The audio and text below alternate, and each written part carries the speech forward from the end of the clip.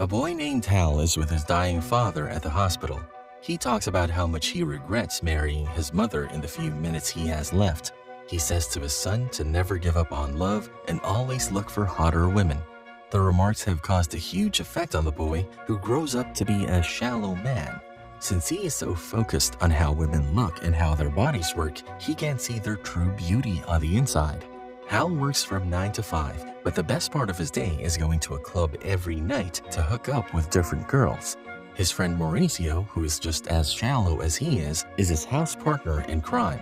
He is a below-average, self-centered man who just broke up with his girlfriend Lindy because of the way her toes were shaped. I mean, come on, Mauricio, toes. While they were talking about women, Hal told Mauricio that he was dating his hot neighbor Jill.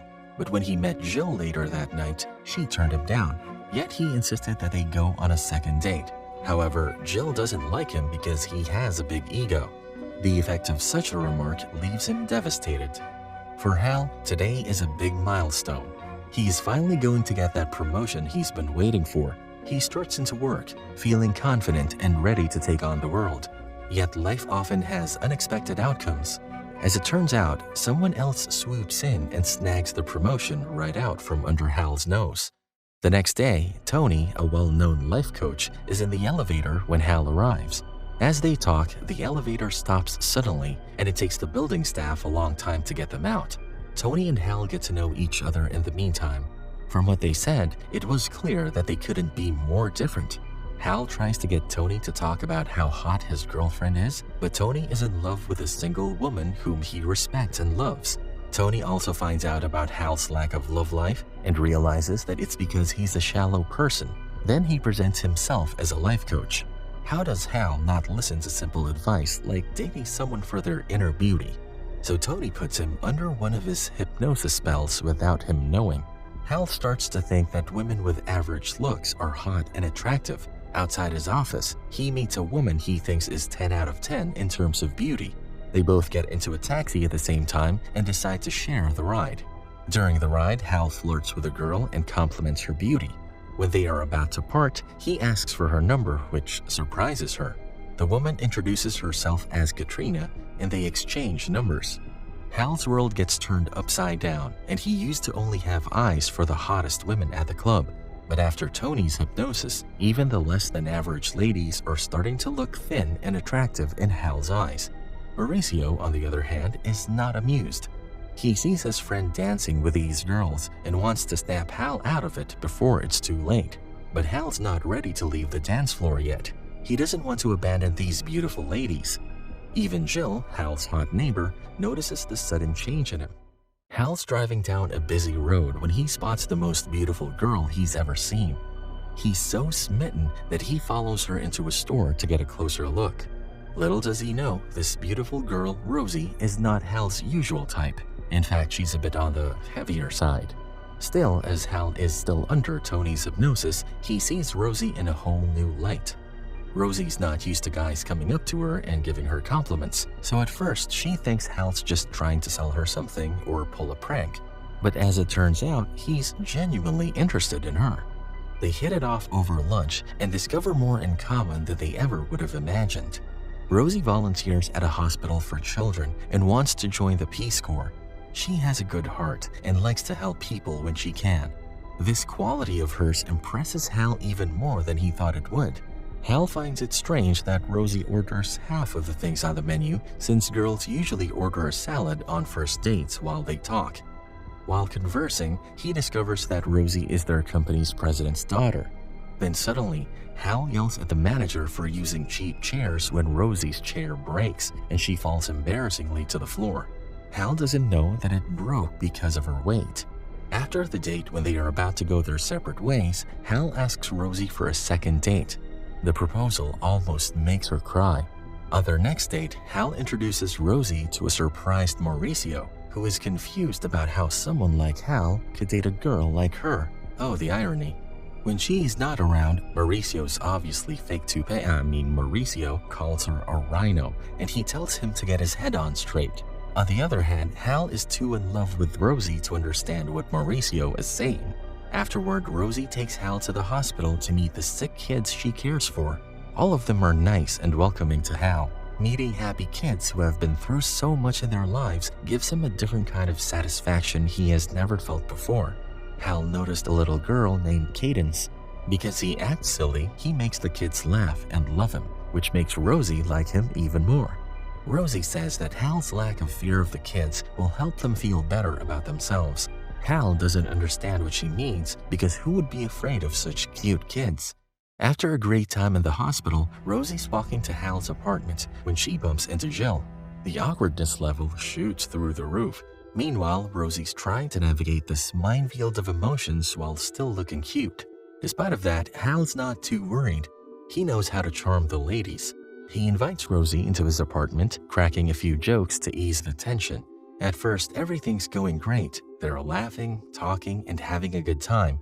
But things take a turn for the worse when Rosie starts getting down on herself, saying she's not pretty. Now, for Hal, it's rude to listen to a woman talk badly about herself. Hal starts showering Rosie with compliments left and right, but it only seems to make things worse. Rosie thinks he's lying and just trying to make her feel better. The night ends with Rosie abruptly leaving and Hal's left scratching his head.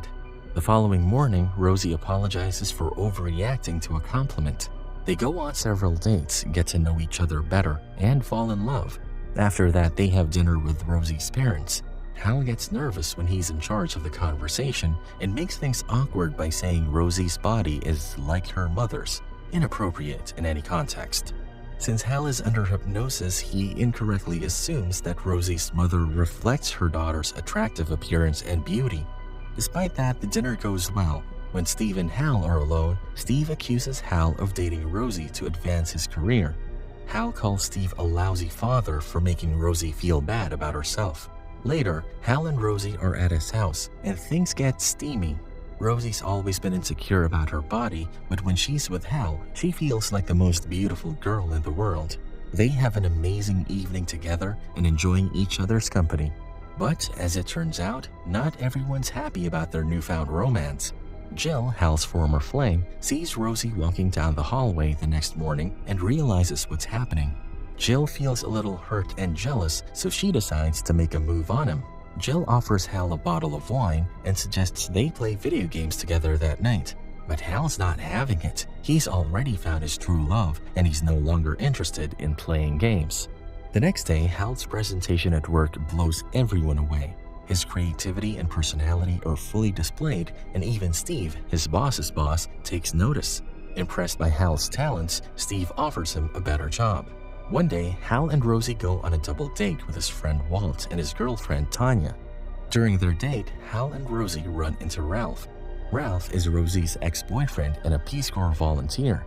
Rosie and Hal have a short conversation where Ralph notices that she looks very happy. At the same time, Mauricio is still not ready to believe that his friend could love someone who is overweight. Mauricio sees Tony somehow and asks him what he did to his friend. Tony at first tries to avoid the question, but when Mauricio doesn't leave him alone, Tony admits that he hypnotized Hal into seeing women's inner beauty. He also told Mauricio that all he has to do to bring him out of the trance is say, "Shallow Hal wants a gal." While this is happening, Rosie and Hal are having dinner when she tells Hal that her ex-boyfriend Ralph has asked her to join him on a 14-month Peace Corps mission in Kiribati. She will be going for a good cause though. Hal is angry because he thinks that she wants to date Ralph. Suddenly, Rosie breaks another chair. Hal helps her and then talks to the manager about how cheap their services are. When he's not at the table, Hal receives a call from Mauricio. He says the trigger phrase, "Shallow Hal wants a gal." Hal doesn't realize it, but the phrase makes him return to being himself. Hal's world is turned upside down when he realizes that he's fallen in love with a woman he only knows through hypnosis. When he finally meets the real Rosie, he gets confused and doesn't know what to do.